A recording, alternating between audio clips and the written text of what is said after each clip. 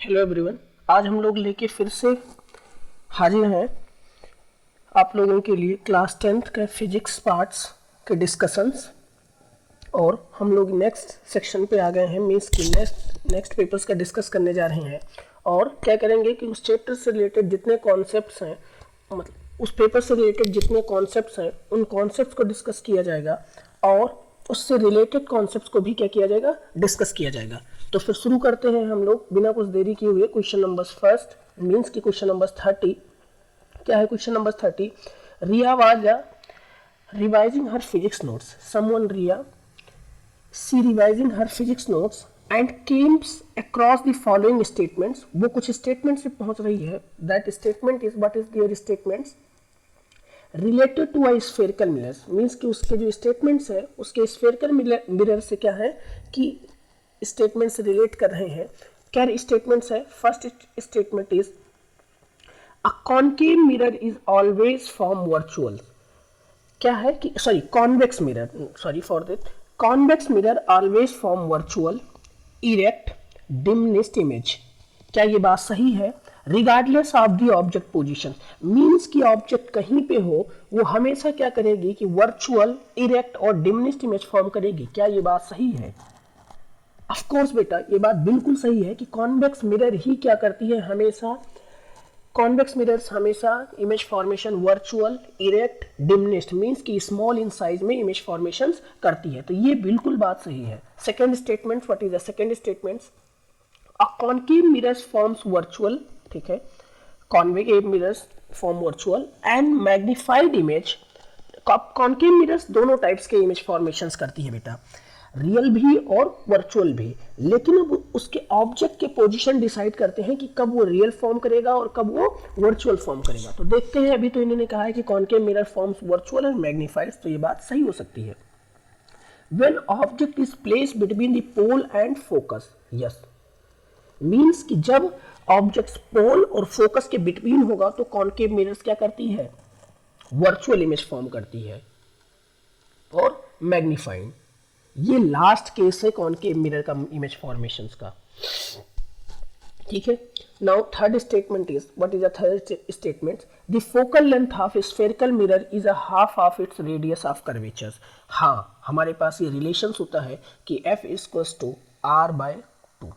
तो क्या कह रहा है कि focal length of a spherical mirror, focal length of spherical mirror is a half of its radius of curvature. क्या ये सही है? हाँ, ये भी सही। मीन्स कि अभी तक के जो तीनों स्टेटमेंट्स रिया ने नोट किए हैं या उसकी स्टेटमेंट्स पे आई है, किसके रिस्पेक्ट्स में? स्फेरिकल मिरर के रिस्पेक्ट्स में। किसके रिस्पेक्ट में? स्फेरिकल मिरर के रिस्पेक्ट्स में। ये तीनों स्टेटमेंट्स क्या हैं, करेक्ट हैं। तो फिर हम which options will choose? Options D. Means कि 30 का जो आंसर्स होगा वो आंसर्स क्या होगा, डी होगा, ठीक है। Next question, question number 31। At which of the following phenomena is responsible for the formations of rainbow? कह रहा है कि कौन सा फिनोमिना फॉर्मेशंस, रेनबो फॉर्मेशंस के रिस्पॉन्सिबल्स होता है। क्या उसमें रिफ्लेक्शंस होती है? क्या उसमें रिफ्लेक्शंस होती है? बहुत सोच के आंसर्स देना। क्या लाइट जिस सरफेस पे आती है उसी सरफेस पे वापस चली जाती है? क्या ऐसा पॉसिबिलिटीज है? नहीं बेटा, वो अपने मीडियम से क्या होती है, कैसे इमेज फॉर्मेशंस होती है? हम क्या बनाते थे कि एक ड्रॉप्स बनाते थे, रेन ड्रॉप्स बनाते थे, और फिर उसको क्या करते थे, कोई लाइट भेजते थे, फिर उसको थोड़ा सा बेंड करते थे, फिर वो लाइट्स रेस फिर आती थी और फिर वो क्या करती थी, फिर वो स्कैटर्स करती थी, ठीक है। क्या वो वही मीडियम्स में वापस चली जा रही है? क्या ऐसा हो रहा है? तो जब ऐसा नहीं हो रहा है तो रिफ्लेक्शंस की प्रॉपर्टीज, इसका मतलब रिफ्लेक्शंस तो नहीं होगा। दैट मीन्स रिफ्लेक्शंस नहीं हो रहा। रिफ्लेक्शंस, वन मीडियम से दूसरे मीडियम्स में लाइट जा रही है, हाँ, अपने पाथ से डेविएट भी हुई है, हाँ, थोड़ा सा बेंड हो गई है, तो रिफ्लेक्शंस हो रहा है। डिस्पर्शंस मीन्स कि अगर व्हाइट लाइट, कोई भी लाइट्स जब अपने डिफरेंट कलर्स के कॉम्बिनेशंस में क्या हो जाए, स्प्लिट हो जाए, उस फिनोमिना को क्या कहते हैं, डिस्पर्शंस ऑफ लाइट। तो क्या होगा, डिस्पर्शंस भी हो रहा है। इंटरनल रिफ्लेक्शंस, क्या इंटरनल रिफ्लेक्शंस हो रहा है? अब ध्यान देना, इन्होंने इंटरनल रिफ्लेक्शन बोला है, टोटल इंटरनल रिफ्लेक्शन बोला है। अब रिफ्लेक्शन तो हो रहा है, रिफ्लेक्शन सिर्फ नहीं हो रहा था, इंटरनल रिफ्लेक्शन हो रहा था। मतलब एक बार रिफ्लेक्शन होने के बाद, रिफ्लेक्शन का मतलब कि आए और उस सरफेस से वापस चली जाए, मतलब दूसरे सरफेस पे क्रॉस ना करे। तो क्योंकि यहाँ पे क्रॉस कर रही है तो सिर्फ रिफ्लेक्शन होना ये बात तो नहीं है। इंटरनल रिफ्लेक्शन होगा नहीं, टोटल इंटरनल रिफ्लेक्शन हो रहा है। मीन्स कि जितनी लाइट आई वो सारी लाइट क्या हो गई, रिफ्लेक्ट हो गई। अगर कुछ लाइट होती तो उसको इंटरनल रिफ्लेक्शंस कहते। तो इसका मतलब क्या है कि इंटरनल रिफ्लेक्शन नहीं हो रहा है, टोटल इंटरनल रिफ्लेक्शन हो रहा है। क्या स्कैटरिंग ऑफ लाइट हो रही है? स्कैटरिंग तो हो नहीं रही है। अब यहां पे तुम्हें कंफ्यूजन होगी, बहुत ध्यान से सुनना इस बात को। अगर तुम ये कह रहे हो कि व्हाइट लाइट्स अपने अलग अलग कलर्स में स्प्लिट हो गई तो उसको स्कैटरिंग नहीं कहते हैं। स्कैटरिंग्स ये कहते हैं कि जब किसी डस्ट पार्टिकल्स के थ्रू जो लाइट्स आती है रूम में और वो फिर स्कैटर्ड होती है, उसको स्कैटरिंग कहते हैं। ठीक है, तो ये स्कैटरिंग नहीं है, ये डिस्पर्सन है। किसी कॉम्बिनेशन ऑफ वेवलेंथ की लाइट्स को जब अलग अलग मीडियम्स में क्या कर जाए, रिफ्लेक्ट कर जाए, मतलब अलग अलग वेवलेंथ में स्प्लिट हो जाए, मतलब और उसका रीजन ये होता है कि उनकी वेलोसिटी रिड्यूस हो जाती है या इंक्रीज हो जाती है। वैसे इंक्रीज नहीं होगी, मतलब रिड्यूस होगी, उसका एक फिनोमिना है, एक पैटर्न है। बट क्या होगा, तो और क्योंकि अलग अलग वेवलेंथ है और जिस वजह से क्या होती है, उनकी अलग अलग क्या हो जाती है, वेलोसिटी हो जाती है, तो उस फिनोमिना को डिस्पर्शन कहते हैं। जब फिर से मैं इस कॉन्सेप्ट को मैं फिर से रिपीट कर रहा हूं, जब किसी गिवन लाइट्स अपने अलग अलग कंपोनेंट्स ऑफ लाइट्स में स्प्लिट हो तो उसको डिस्पर्शन कहेंगे। जब कोई लाइट्स किसी रूम से पास हो और उस रूम्स में क्या हो जाए, विजिबल्स कर दे, स्कैटर्ड हो जाए वही लाइट, तो उसको स्कैटरिंग कहते हैं। तो यहाँ पे तो स्कैटरिंग नहीं हो रही है, यहाँ पे डिस्पर्शन हो रहा है।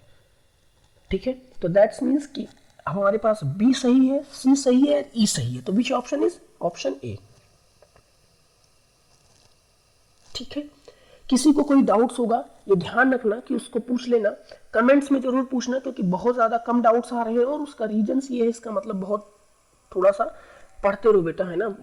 ये कन्फ्यूजन बहुत कम टीचर्स बताएंगे, इसीलिए ये यहाँ पे स्टार्ट किया गया है। तुम्हें पहले जैसे पढ़ोगे तुम्हें यही आएगा कि अरे स्कैटर्स तो हो रही लाइट्स, अरे स्कैटर्स उस फिनोमेना को नहीं कहते हैं।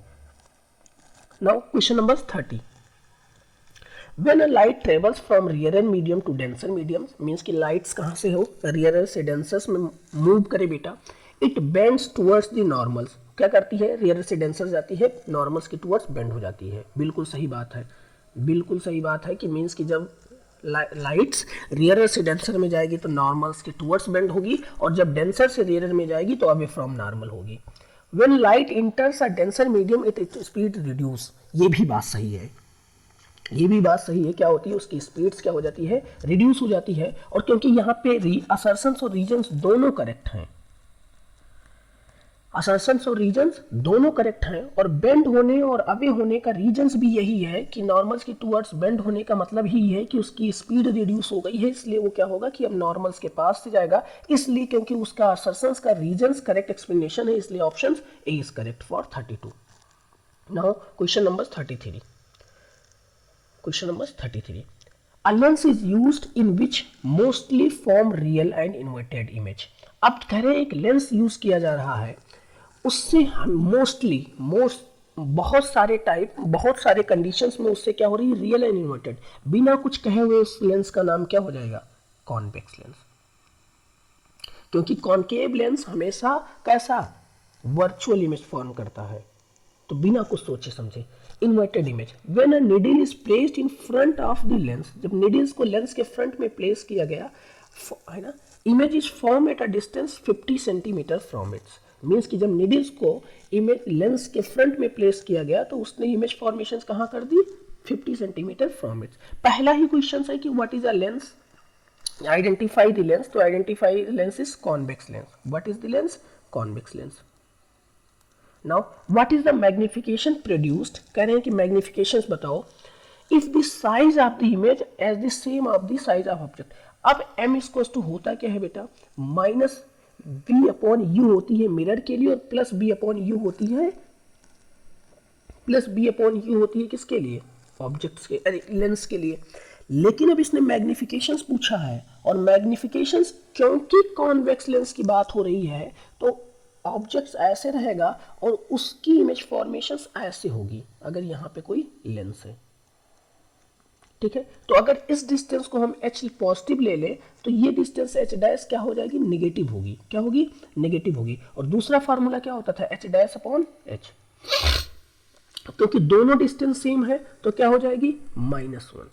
मीन्स इसको हम ऐसे कह दें h dash minus h dash upon h, और दोनों किसके इक्वल्स हैं, x के। किसके इक्वल्स हैं, x के। यहाँ पे ऐसे ब्रैकेट्स में लिख दो h dash equals to h, तो क्या हो जाएगा, -1 मैग्निफिकेशन हो जाएगी।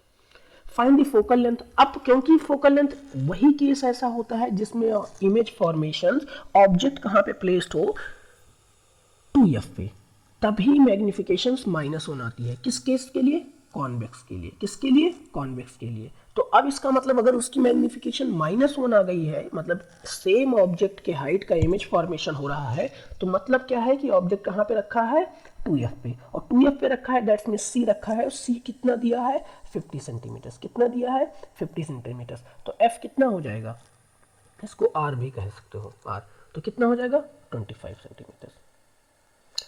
माइनस में, क्योंकि लेंस कौन सी है, कॉन्वेक्स, कि प्लस में, प्लस में बेटा, ध्यान देना इस बात को, क्योंकि कॉन्वेक्स लेंस के फोकल लेंथ किस में होता है, प्लस में। इसका जो f होगा वो किस में होगा, पॉजिटिव होगा। ठीक है, नेक्स्ट क्वेश्चन पे चलते हैं। Question number 34। Question number 34, find out the following in the electric circuits given in the figures. Means कि कुछ फाइंड करना है जो इलेक्ट्रिक सर्किट इसने दे रखी है। अब इसने क्या कर रखा है कि जो ये 3 रेजिस्टेंस लगाए हैं, इसने क्या किया है, पैरेलल लगाया है। मैं फिर से, तो इसका पैरेलल की रिजल्टेंट क्या हो जाएगी, मैंने तुमसे क्या बोला था, जितनी बार वो कंबाइन करे सेम रेजिस्टेंस को, उस रेजिस्टेंस को उतनी बार से डिवाइड कर दो, ये उसका इक्विवेलेंट हो जाएगा। अब क्या आया, रेजिस्टेंस सॉल्व भी कर लेते हैं, फिर चलते हैं क्वेश्चंस पे, स्टेटमेंट्स पे। वैसे मुझे स्टेटमेंट्स पढ़ लेना चाहिए था। ठीक है, 4 ओम और ये क्या है, 10 ओम, ये हुआ। इक्विवेलेंट रेजिस्टेंस, मुझे पता था कि इक्विवेलेंट पूछा जाएगा, तो क्या हो जाएगा, तीनों को ऐड कर दो, तो क्या हो जाएगा, 1/3 प्लस 4 प्लस 10, क्या, आर नेट। क्या, आर नेट। तो कितना हो जाएगा बेटा, ये 14 प्लस 1/3, दैट्स मीन्स 14 3 जा 42, 43/3 ओम। आर नेट कितना आया, 43/3 ओम। ठीक है, current flowing through the combination of 1 ohm resistance. अब 1 ओम के टूवर्ड्स कितना होगा, फिर से कह रहा हूँ, क्योंकि बराबर जा रहा है, पहले तो ये ध्यान रखो कि करंट है टोटल कितना, तो I equals to B upon R, B upon R या आर नेट। तो बी कितना था, 18, बी कितना था, 18। मैं इसको फिर से देख लो, कॉम्बिनेशंस था, कॉम्बिनेशंस की वजह से इसका रेजिस्टेंस कितना हुआ, 1/R3, और 1/R3 होने की वजह से क्या हुआ, क्या हुआ,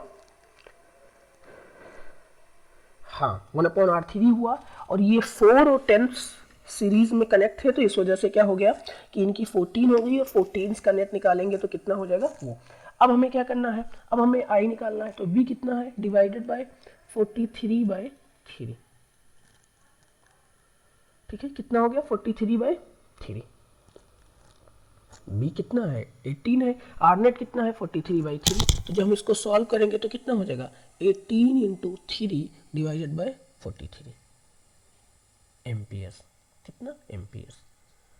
तो कितना हो गया, 54/43 एम्पियर। अब कह रहा है 1 ओम के इक्विवेलेंट रेजिस्टेंस, तो 1 ओम के बेटा जितना करंट जाएगा इसके पास, इसके पास, तो 53/4 ही जाएगा, 43/4 वही जाएगा। लेकिन ठीक है, लेकिन अब क्या हो जाएगा, इसके पास से डिवाइड हो जाएगा, इसके पास से क्या हो जाएगा, वो करंट 3 पार्ट्स में डिवाइड हो जाएगा। तो आई 1 ओम के अक्रॉस में कितना जाएगा, 54/43 डिवाइडेड बाय 3, तो ये क्या हो जाएगा, 18/43 एम्पियर।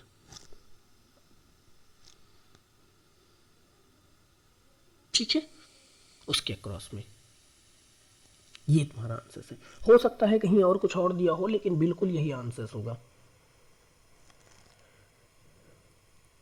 ठीक है, नेक्स्ट क्वेश्चन पे बेटा, क्वेश्चन नंबर इसके बी पार्ट्स, किसके 34 के। क्या है बी पार्ट्स, मैं इसको थोड़ा सा ऐसे, क्या है, reading in ammeters and reading of voltmeters. Ammeters की रीडिंग्स क्या होगी और वोल्ट मीटर्स की, ये दोनों क्या है, सीरीज में है, तो इनका आर नेट हो जाएगा 6, इनका आर नेट क्या हो जाएगा 6 ओम, क्योंकि सीरीज में है बेटा 6 ओम, और आई हो जाएगा B upon R net, that's means कितना हो जाएगा कि 6/3 1/2 एम्पियर, कितना हो जाएगा 1/2। तो अमीटर्स की रीडिंग्स तो हमेशा क्या रहेगी, अमीटर्स की रीडिंग कितनी हो जाएगी 1/2 एम्पियर, कितनी हो जाएगी 1/2 amperes. Readings of voltmeters की रीडिंग चेंज हो जाएगी, तो वोल्ट मीटर्स की रीडिंग्स यहाँ पे कितनी आएगी, क्योंकि R2 दिया है तो R2 इक्वल्स टू आई तो सेम जाएगा, तो 1/2 इंटू 2, दैट्स मीन्स कितना हो जाएगा 1 वोल्ट, कितना हो जाएगा 1 वोल्ट। ये वोल्ट मीटर्स की रीडिंग्स है। बहुत आसान क्वेश्चन था। हमें ऐसा लगता है कि तुम्हें फर्स्ट वाले से करने से अच्छा था कि सेकंड वाले ऑप्शंस पे जाते। वो बहुत अच्छा क्वेश्चन है, मतलब इजी क्वेश्चन है। तो क्वेश्चन जरूर पढ़ लेना कि 34 35 में जो और पार्ट्स हैं क्या वो सेम ही है, मतलब या इतने लेवल की कैलकुलेशन है या सिमिलर थोड़ी अलग बहुत है। ठीक है, now next question, a constant current is flowing through from east to west. एक कांस्टेंट करंट है वो फ्लो कर रहा है फ्रॉम ईस्ट टू वेस्ट, मतलब कहाँ से, ईस्ट से वेस्ट की तरफ, है ना, through a wire placed horizontally in a plane papers. ठीक है, मैं चलो इसको थोड़ा सा डायरेक्शनल बना दे रहा हूँ। ठीक है, एक ये हमारा डायरेक्शन होता है नॉर्थ साउथ, ये ईस्ट और ये वेस्ट। क्या कह रहा है, ईस्ट टू वेस्ट, कहाँ पे ईस्ट टू वेस्ट फ्लो कर रहा है, दैट्स मीन्स कि करंट ऐसे फ्लो कर रहा है, ऐसे। ठीक है, east to west in a horizontally plane papers. Tell the direction of field through the wires, है ना, the directions of magnetic field through the wires. अब जब करंट ऐसा प्लेस कर रहा है तो यहाँ पे क्या हो जाएगा, इसकी डायरेक्शंस क्या होगी, राइट हैंड थंब रूल्स की वजह से क्या होगी, ऐसे निकलेगी और उधर की तरफ क्या कर जाएगी, इंटर करेगी। तो जब इधर इंटर करेगी तो इधर इनवर्ड्स होगा और इधर क्या हो जाएगा, आउटवर्ड्स फील्ड्स। मैग्नेटिक फील्ड्स की डायरेक्शंस ऐसी होगी। On what factor magnetic field due to a current through wire depends on, means कि current flowing in a conductors, क्या होगा, current in a conductors। जो कह रहा है कि किस फैक्टर्स पे magnetic field due to current depends कर रही है वायर पे, wire depends through a wire depends on, कि किस फैक्टर्स पे डिपेंड कर रही है, तो जो करंट कितना फ्लो हो रहा है उस कंडक्टर्स में उस पे डिपेंड कर रही है। ठीक है, आई बात समझ में। देखो इसको क्या कर सकते हैं कि डेमोन्स्ट्रेशन भी कर सकते हैं, वो एक्सप्लेन उसका डायग्राम से पूरा बना के उससे भी मार्क कर सकते हैं कि मीन्स कि क्या कह देना, तुम एक कंडक्टर्स बनाना यहाँ से ऐसे ही ऐसे, और इसमें करंट अब क्या हो गया कि इसको ईस्ट बोल देना, इसको वेस्ट बोल देना, इसको ईस्ट बोल देना, और फिर यहाँ पे मैं दूसरे पेन से एक सीट बना देना। ठीक है, और क्या कर देना कि इस पे जो करंट का डायरेक्शन होगा ऐसे शो कर देना। ठीक है, ऐसे, और उनकी डायरेक्शंस ऐसे बना देना। ठीक है, ये ध्यान रखना, अगर चाहोगे तो इस वे से भी बनाया जा सकता है, किया जा सकता है ये क्वेश्चन। ठीक है, next question, draw the show the magnet length. ठीक है, शो द लेंथ। ठीक है, ड्रॉ, ठीक है, diagram show the length wise direction of current, length wise direction of current carrying solenoid. अब इसने सोलेनॉइड बोल दिया है, सोलेनॉइड। अब इधर इसने क्या किया है, इंटर हो रहा है, तो इसका मतलब फील्ड लाइंस क्या कर रही है, इधर से निकल के इधर जा रही है। ठीक है, ऐसे, कैसे जा रही है, ऐसे, मीन्स कि ये लूप में जाएगा, लेकिन कैसे जा रही है, ऐसे, इधर क्या कर रही है, इंटर कर रही है। और अगर इधर इंटर कर रही है करंट्स, ठीक है, अब इस फिनोमिना को थोड़ा सा और ध्यान से देखो, मैं इसको थोड़ा सा ऐसे बना रहा हूं, क्या हो रही, इधर से करंट जा रही है, पीछे से वापस आ रही होगी, फिर ऐसे करंट जा रही है, मतलब करंट तो ऐसे जा रही है, जब ऐसे करंट जा रही है तो इसका मतलब अंदर से वापस आ रही होगी। तो हमारे पास कौन सा डायरेक्शन था, ऐसे कि इधर से करंट जाए और आगे से वापस आए। दैट्स मीन्स कि ये पोल्स कैसा हो जाएगा, साउथ। बाहर से जब देखेंगे कि नॉर्थ हो जाएगा। ध्यान से बताओ बेटा, इस लूप्स को जब ऐसे करंट जा रही है, करंट फील्ड लाइंस ऐसे जा रही है, तो जब फील्ड लाइंस ऐसे जा रही है तो क्या हो जाएगी, ये पोल्स कैसे हो जाएगी, ऐसे जा रही है फिर वैसे आगे बढ़ती चली जा रही है। ठीक है, तो ये पोल्स कैसा हो जाएगा, साउथ। ये पार्ट्स मत देखना, मैं सिर्फ इस पार्ट्स को मैं थोड़ा सा डिवाइड कर दूं, तो इतने पार्ट्स को देखो, इतना ही तो तुम्हें दिख रहा है ऊपर। तो फील्ड लाइंस ऐसे जा रही है, इसका मतलब अंदर से फिर क्या हो गई, यहां से ऐसे dotted dotted dotted dotted dotted आई होगी, फिर यहाँ पे उधर से अंदर से ऐसे आई होगी, फिर यहाँ से गई, फिर ऐसे डॉटेड डॉटेड डॉटेड आई होगी, फिर फिर ऐसे ही, फिर ऐसे। तो कैसे हो रही है, ऐसे ही कंडीशंस में हो रही ना। और जब ऐसी कंडीशंस में हो रही है तो ये पोल्स कैसा हो गया, साउथ। कैसा हो गया, साउथ। इसको अगर लिखना चाहो तो कह दो ऐसे। और ये क्या हो गया फिर, नॉर्थ।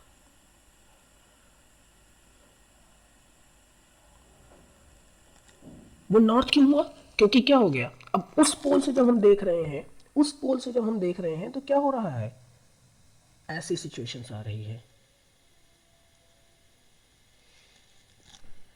ठीक है, तो क्या हो जाएगा, decide which ends of solenoids A और B will be behave as a north poles given. अब क्या रीजंस हो गए, पता चल गया। ठीक है, draw field lines inside the solenoid. Field lines inside, अब क्योंकि ये साउथ पोल है तो इस तरफ से क्या हो जाएगी, फील्ड लाइंस क्या करेगी, इंटर करेगी, और इस तरफ से फील्ड लाइंस क्या करेगी, एग्जिट करेगी। इस तरफ से फील्ड लाइंस क्या करेगी, एग्जिट करेगी। क्लियर हुआ, अच्छा क्वेश्चन था, थोड़ा सा अलग था बट अच्छा था। Now next question, this question this done, ये भी हो गया है बेटा, ये तो कर ही लिया है। Now question number 38। ठीक है, ड्रॉ टू और मोर registers can be connected with each others by different combination methods in order to achieve desired equivalent resistance in a particular circuit। Means कि कह रहे हैं कि तुम्हारे पास 2 या 3 रेजिस्टेंस है, 2 और मोर रजिस्टर्स है, और उसको क्या कर दिया है कि अलग अलग कॉम्बिनेशन में कर रहे हैं कि जिससे हमें इक्विवेलेंट रेजिस्टेंस अपने डिजायर्ड, अपने रिकॉर्डिंग्स इक्विवेलेंट मिले। तो उसको करने के लिए हमने क्या किया, when 2 or more resistors are connected end to end each others then they are said to be connected in series। Means कि जब end to end कनेक्ट किया गया है तो इनको क्या बोला गया कि they are said to be, क्या they are connected to in a series। किसमें, सीरीज में। the following figure show the connections of resistors in a series। okay, when 2 or more resistors are connected simultaneously between 2 points each other then they are said to be the connected in a parallel combinations। the following figure show the connection of parallel combinations at what will be the current in the circuits। अब इसमें कह रहा है तो then what will be the current in the following circuits। ठीक है, current, तो current क्या हो जाएगी, आर नेट। ठीक है, कितना, 6 ओम। तो I equals to B upon R, that's means B कितना है, 18 अपॉन आर कितना है, आर नेट मतलब ये नेट ही रखना, तो कितना 18/6 दैट्स मीन्स 3 एम्पियर। तो कितना हो जाएगा, 3 एम्पियर। नेक्स्ट, ये question done. Find the equivalent resistance between A and be in the following circuits. अब इसमें क्या है, इक्विवेलेंट्स, ये दोनों पैरेलल कनेक्ट्स हैं, तो क्योंकि पैरेलल कनेक्ट्स है इस वाले को सॉल्व करके मैं थोड़ा सा आगे लिख रहा हूँ। दैट्स मीन्स कितना हो जाएगा, क्योंकि पैरेलल्स में है तो 2/2 हो जाएगा। मैंने क्या बोला कि जितने भी कनेक्ट्स हों अगर सेम है तो उनको क्या कर दो कि साथ ले लो, और साथ लेने से इस वजह से क्या हो गया, 1 ओम। अब ये 1 ओम हो गया, इसको यहाँ पे लिखा, फिर उसके बाद 2 2 2, फिर एक बार 2 ओम, फिर 2 ओम, फिर उन्होंने उसको बेंड कर दिया है। ठीक है, उन्होंने क्या कर दिया है, बेंड कर दिया है, जबकि ये कनेक्शंस एक ही वायर एंड टू एंड है। और यहाँ पे फिर क्या कह दिए हैं, बी है, यहाँ पे क्या है, ए है। अब तुम्हें पता है कि किस कंडीशंस में है ये, तो क्या हो जाएगा, आर नेट 617 एम्पियर, 7 ओम। कितना 7 ओम, बिना कुछ सोचे समझे। ठीक है, next, in which type of combination series और parallel does the total resistance always decrease with the addition of more resistors. क्या होगा कि पैरेलल कॉम्बिनेशंस में, parallel combinations, in parallel combinations, ठीक है। एक्सप्लेन वाई क्या कर देना कि 3 रजिस्टर्स ले लेना, 1/r नेट इक्वल्स टू क्या हो जाएगा 1/r1 plus 1/r2 plus 1/r3। ठीक है, तो क्या हो जाएगा कि इनकी वैल्यू क्या हो जाएगी, कम आ जाएगी। ठीक है, इस वजह से White is the total resistance in a parallel combination always less than the smallest individual resistance। ये इसका रीजन है। क्यों ऐसा होगा, क्योंकि क्या होगा कि इन पैरेलल कॉम्बिनेशंस में जो उनके दूसरा रीजन है, इसको ऐसे कह दो कि because in a parallel combinations, because in a parallel combinations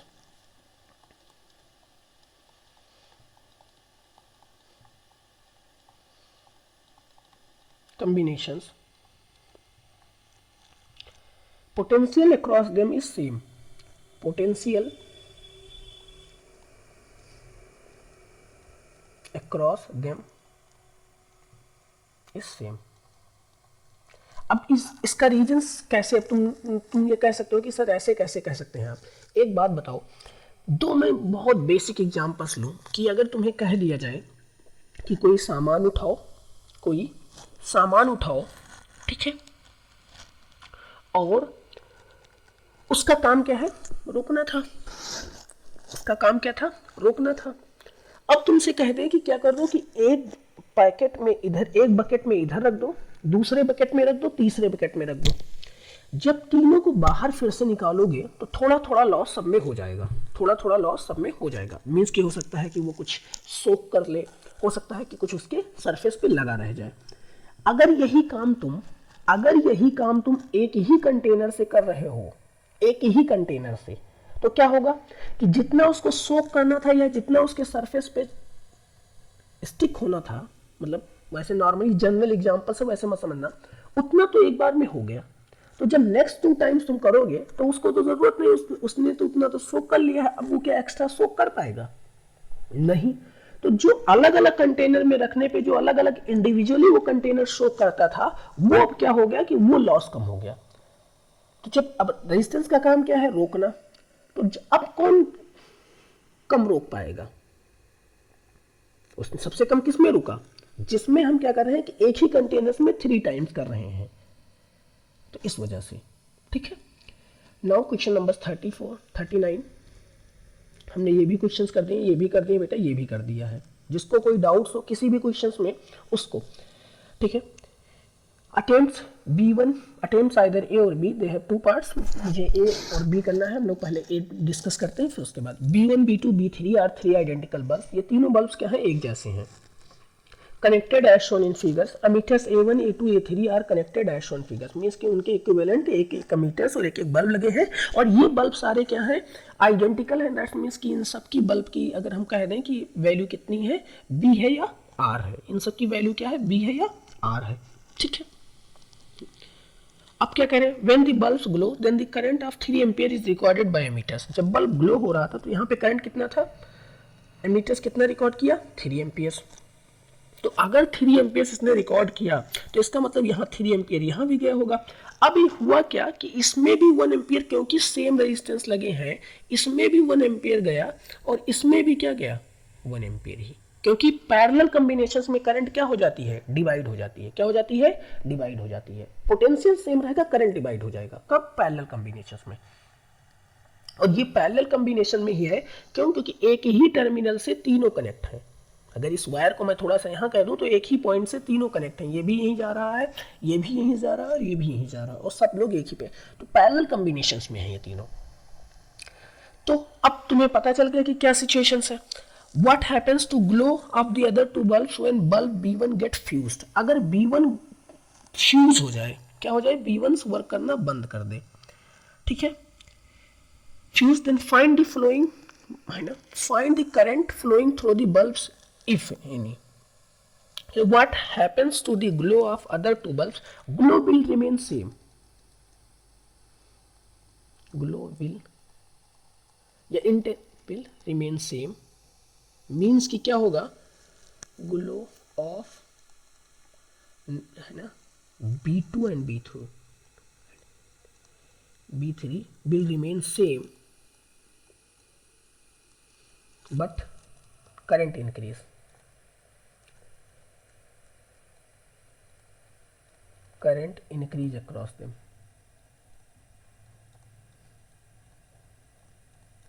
क्यों? क्योंकि करंट रिस्पॉन्सिबल नहीं है बेटा, पोटेंशियल रिस्पॉन्सिबल है. कहते हैं वोल्टेज कम आ रहा है घर पे, तो हम ये करंट नहीं कह रहे होते हैं, पोटेंशियल्स कम आ रहा है. ठीक है, तो क्या होगा, करंट इंक्रीज हो जाएगा, क्योंकि जब वो फुल तो तब फिर उनकी रीडिंग्स क्या हो जाएगी, 1.5 एम्पियर्स हो जाएगी. ठीक है. Next, what happens to readings A1, A2, A3 and A when the bulb B2 get fused and the find the flowing through the bulb. A की रीडिंग्स क्या रहेगी, स्टिल रिमेन 3 एम्पियर्स रहेगी. A2 की क्या हो जाएगी, क्योंकि बल्ब फ्यूज हो गया है तो वहां से कोई करंट नहीं पास होगा, तो इसलिए इसकी रीडिंग्स 0 एम्पियर्स हो जाएगी. और A2 की 1.5 एम्पियर और A3 की भी क्या हो जाएगी, 1.5 एम्पियर्स हो जाएगी.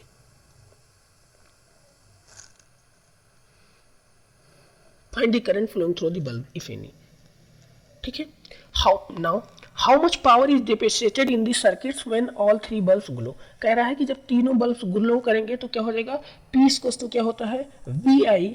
टोटल पोटेंशियल हमारे पास पता है कितना है, 4.5 और I है हमारे पास नेट 3, तो कितना हो जाएगा, हम इसको सॉल्व कर दे तो कितना हो जाएगा, 5, 12 1 13, तो 1.5 वाट. कितना, 13.5 watts. Now B parts. A current of 1 amperes flow in a series circuits having electric lamp and conductors of 5 ohm. एक कोई and a conductors of 5 ohm when connected to 10 bulb. एक कोई सीरीज में उन्होंने फ्लो कर रहे हैं 1 amperes का करंट, उसमें एक इलेक्ट्रिक लैंप लगा है और एक कंडक्टर्स लगा है. ठीक है. और जब इसको किससे कनेक्ट किया है इन्होंने, 10 वोल्ट से. किससे, 10 वोल्ट पोटेंशियल से. यहाँ पे करंट कितना जा रहा है, 1 एम्पियर. कह रहे हैं कि जो इलेक्ट्रिक लैंप है उसकी तो रेजिस्टेंस नहीं बताई, बट कंडक्टर्स कितना बताया है, 5 ओम. इसका रेजिस्टेंस जो है वो कितना है, 5 ओम. ठीक है. When connected to a 10 volt battery calculate the resistance of electric lamp. अब हमें क्या करना है, करंट तो उतना ही जा रहा है, इसके क्रॉस में भी करंट उतना जा रहा है, तो दैट्स मीन्स कि यहाँ पे अगर मैं पेन चेंज करता हूँ, यहाँ पे अगर हमारे पास 10 वोल्ट जा रहा है, करंट 1 एम्पियर्स है, तो यहाँ पे जो यूज होगा वो कितना होगा, 5 वोल्ट. तो जब 5 वोल्ट यूज होगा, कितना यूज होगा, 5 वोल्ट. तो अब रिमेनिंग 5 वोल्ट्स कहाँ यूज होगा, यहाँ पे, क्योंकि करंट उतना ही जा रहा है. करंट कितना जा रहा है, 1 एम्पियर्स. तो 1 एम्पियर्स जा रहा है बेटा, यहाँ से हम क्या कर सकते हैं, B equals to I R से. I कितना था, 1 था, R कितना था, 5 एम्पियर्स. तो हमने इसको सॉल्व कर लिया. अब हमसे क्या कह रहा है, अब हमसे कह रहा है कि भाई 5 वोल्ट यहाँ हुआ, तो रिमेनिंग क्योंकि 10 था, तो सीरीज में क्या होता है, पोटेंशियल अलग अलग होते हैं, तो बचा हुआ यहाँ पे आया, और यहाँ पे कितना हो जाएगा, 5 ओम ही. ठीक है. Now if the resistance of 10 ohm is connected in a parallel with this series combination. अब इसके साथ कह रहे हैं कि भाई ऐसा कर दो कि एक और रेजिस्टेंस लगा दो, एक और रेजिस्टेंस लगा दो जो कितना है, 10 ओम का. जो कितना है, 10 ओम का. With what change if any current in flowing through them. अब क्या हो रहा है, ठीक है. Now if resistance 10 ohm is connected, अब क्या होगा बेटा, इन दिस सीरीज कॉम्बिनेशन. अब नेट कितना हो गया इनका, इनका तो 10 हो गया, इनका 10 हो गया. तो जब ये 10 हो गया, तो आर नेट हमारे पास अभी एक कॉम्बिनेशन ऐसे बनेगी, ये 10 ओम है, ये 5 है, ये भी 5 है, और यहाँ से क्या रखा है, 10 वोल्ट. ठीक है, क्या है, 10 वोल्ट है. अब जो 10 वोल्ट्स है, क्योंकि कॉम्बिनेशन वही थी, तो ये 10 हो गया, इनका सीरीज 10 हो गया, ये पैरेलल में, तो अब दोनों के 10 के, तो क्या हो जाएगा, जो हमारे आर नेट आएगा इस कॉम्बिनेशन में, वो कितना हो जाएगा, 5 ओम. कितना हो जाएगा, 5. अब 5 होने की वजह से क्या है, करंट कितना हो जाएगा, करंट क्या हो जाएगा, इंक्रीज हो जाएगा. कितना, 2 एम्पियर. अब कितना जाएगा, 2 एम्पियर. तो 1 एम्पियर्स यहाँ चला जाएगा, और 1 एम्पियर्स जाएगा तो वो सीधे चला जाएगा, और ये 1 एम्पियर्स इधर जाएगा. ठीक है। In a current flowing through 5 watt है ना, resistance ohm in a combination, then what is the change in current flowing through 5 watt conductors and potential difference across the lamp will take place, ठीक है। now if एक second 5 watt conductors, 5 watt conductors and potential difference across the lamp will take place, ठीक है। across the lamps, अब potential difference lamps के across में तो क्या रहेगा, सेम ही रहेगा, 5 वोल्ट का ही रहेगा, ठीक है। आई बस calculate the electric power heated in the circuits, अब इलेक्ट्रिक पावर्स तुम्हें कैलकुलेट करनी है तो क्या हो जाएगा, P इक्वल्स टू वी आई। अब आई चेंज हो गया है, इस सर्किट्स के लिए क्या हो गया है, आई चेंज हो गया है, तो आई कितना हो जाएगा 10 इंटू 2, तो दैट्स मीन्स 20 वाट, कितना हो जाएगा 20 वाट। ध्यान देना बेटा, उन्होंने सिर्फ कंफ्यूज करने के लिए कहानी दी है, अभी कंडीशंस वही रहेगी, बस इसके अक्रॉस में सिर्फ और सिर्फ क्या इंक्रीज होगा, करंट, क्या इंक्रीज होगा, करंट, ये बात सिर्फ ध्यान रखना, करंट इंक्रीज हो जाएगा, बेसिक कंडीशंस यही है, ठीक है। उन्होंने 5 वाट बोल दिया, आप वाट बोल दो चाहे 5 ओम बोल दो, क्योंकि वाट तो तुम्हारा पी को तो वी आई से ही आएगा, 5 उसके पास करंट कितनी जा रही है भैया, आई ही आ रही है, कितनी 1 एम्पियर, ठीक है। 5 वाट बोल रहे हो, 5 वाट होने का मतलब इसके अक्रॉस में जो पोटेंशियल है वो 5 वोल्ट है, ऑफकोर्स पहले भी 5 वोल्ट था, तो उसके अक्रॉस में जो 5 क्या है, 5 वाट ही आएगी, ठीक है। लेकिन अब टोटल कंजम्पशन कितनी हो गई, 20 वाट की, ठीक है। कोई डाउट्स तो नहीं, thank you so much, thank you everyone, sorry for the inconsistency, ठीक है, thank you and please like comment and supports everyone, ठीक है, थैंक यू सो मच।